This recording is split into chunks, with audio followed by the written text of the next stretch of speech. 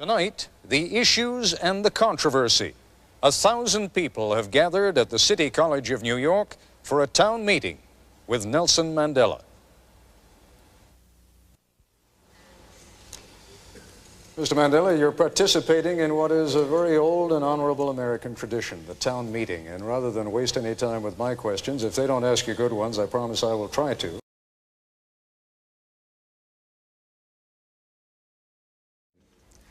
Those of us who share your struggle for human rights and against apartheid have been somewhat disappointed by the models of human rights that you have held up since being released in jail. You've met over the last 6 months 3 times with Yasser Arafat. Are these your models of leaders of human rights? And if so, would you want a Gaddafi or an Arafat or a Castro to be a future president of South Africa? One of the mistakes which some political analysts make is to think that their enemies should be our enemies.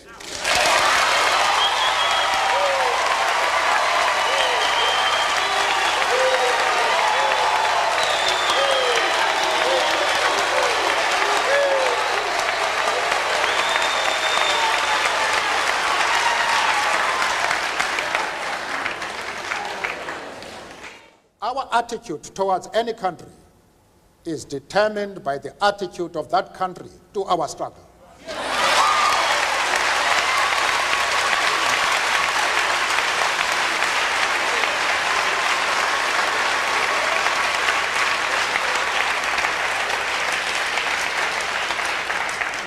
Yasser Arafat, Colonel Gaddafi, Fidel Castro support our struggle to the hilt.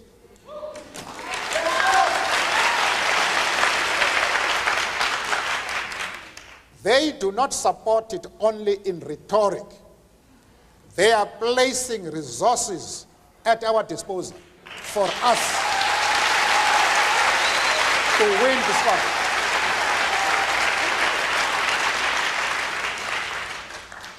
That is the position.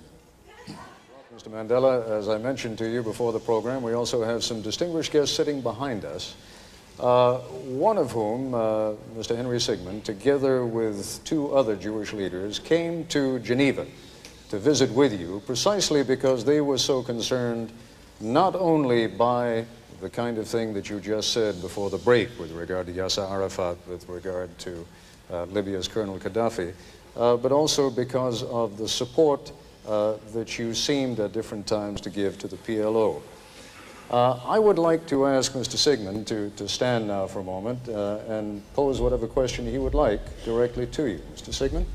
I think I would be dishonest if I did not express profound disappointment with the answer that Mr. Mandela gave to the previous question, because it suggests a certain degree of amorality. As far as Yasser Arafat is concerned, I explained to Mr. Sigmund that we identify with the PLO because just like ourselves, they are fighting for the right of self-determination.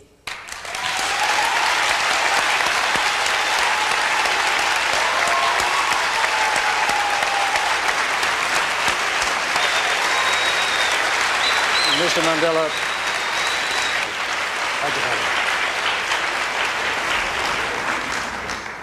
we have ripped through the first part of this broadcast extraordinarily quickly. There are still a number of issues that we have to take up with Mr. Mandela, not the least of them being sanctions by the United States against South Africa.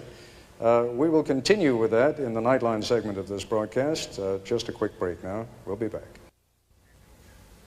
And we are back once again at the City College of New York with Nelson Mandela. And Mr. Mandela, we have just heard a number of the things that you said in our hour between 10 o'clock and 11 o'clock this evening. Some controversial things, not the kinds of things necessarily that a very political man says. If you were very political, you might have been more concerned about not alienating some people in this country who have it within their hands, within their power, either to continue sanctions against South Africa or to raise those sanctions, to lift them. Why were you not a little more political? Perhaps we're too accustomed to politicians in this country. I do not understand what you mean. Perhaps if you clarify what you are referring to, I may be in a position to comment. What I'm saying is that in this country, for example, there has been for many years a close alliance between the Jewish population and the black population in the civil rights struggle. There is likely to be a rather negative reaction to some of the things that you have said. That reaction could very well cause people to call up their congressmen, their senators, and say, go ahead, lift the sanctions. Why not? After all, President de Klerk is doing a great deal against apartheid. Only today, in fact, his number 2 man, Gerrit Viljoen, said that the government perceives itself in South Africa as being part of the anti-apartheid struggle.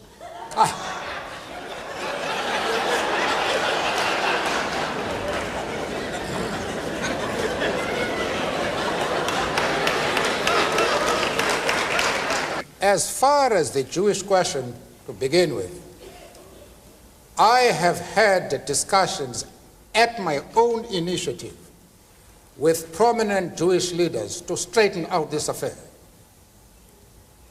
Amongst the people I saw was Mrs. Helen Suzman, who has been an MP in our country for more than 30 years. There was Mr. Masons, who has been a judge in Lesotho, Botswana, and the old Rhodesia. There was the chief rabbi of Johannesburg. There was Professor Katz from the University of Witwatersrand, and an eminent community leader in South Africa. We discussed this question and all misunderstanding was cleared, the question of Yasser Arafat and the PLO. I have also discussed the question with the Jewish leaders in the USA and very top people like Mr. Sigmund.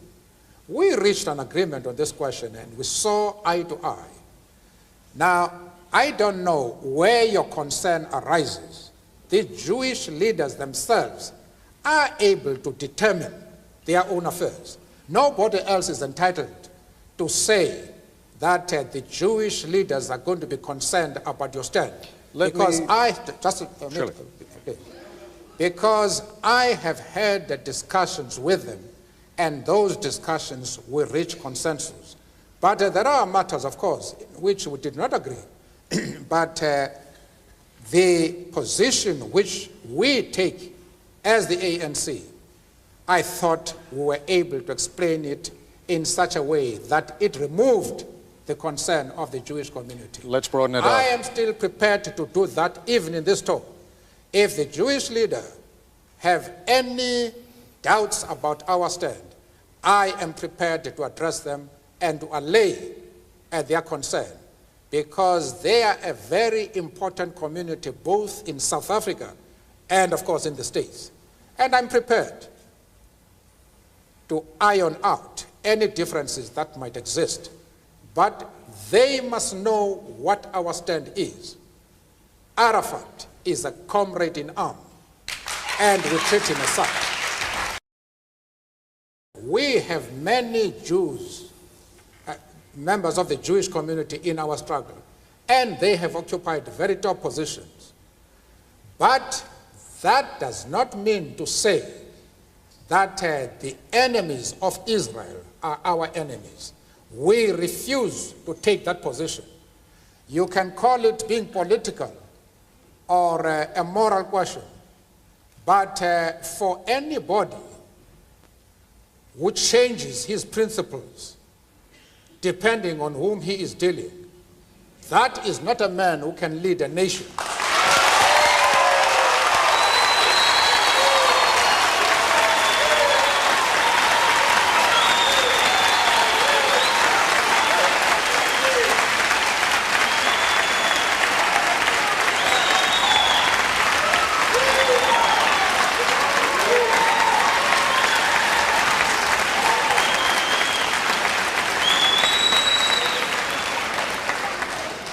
Apparently,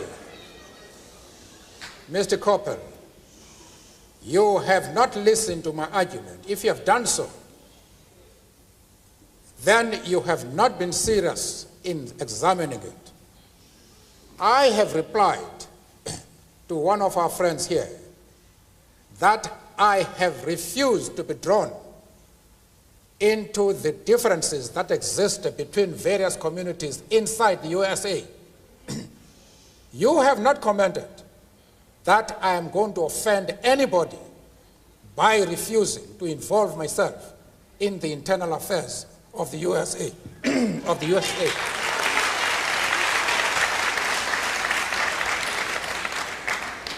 Why are you so keen that I should involve myself in the internal affairs of Cuba and Libya? No. I expect you to be consistent.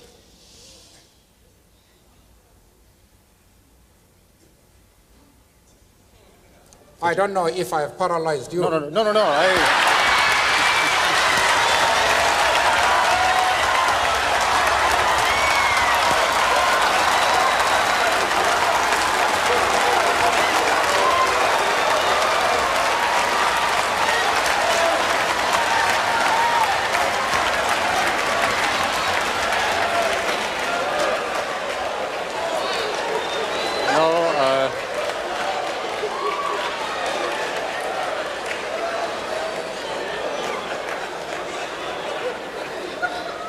I'm